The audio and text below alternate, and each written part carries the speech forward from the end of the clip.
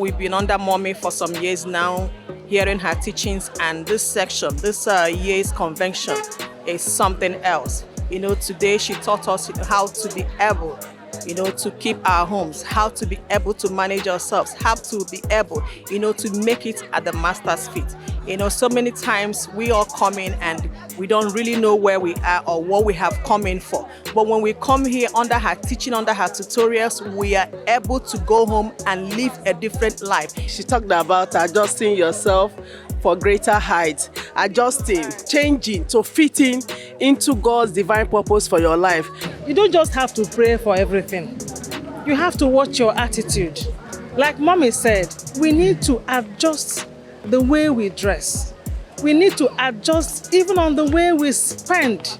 You don't have to spend more than you need. You have to focus on your need and not on your want. We have need, we have want. The topic went on to open my eyes that as a child of God, I need to adjust myself from my old ways of doing things because God is set to take me to a greater height. God is set to change my level. And when I adjust myself and align myself to the will of God, things will surely fall in place for me. We talked about adjusting ourselves for greater height. I learned a lot. This word was talking to me directly, that I need to adjust myself, that God has a standard and we must be what God wants us to be in His own image. In the areas of our husbands and our children, we need to speak properly with them so that we have peace in the home.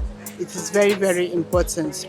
But if only we can actually put in practice one or two of them, we will go far. Is how to adjust in order to accommodate others in everything we are doing.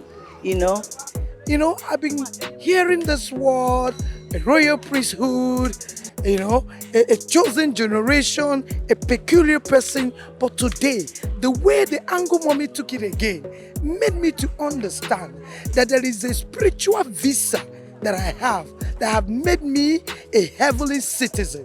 And for being a citizen, every nation has a standard. So God has a standard.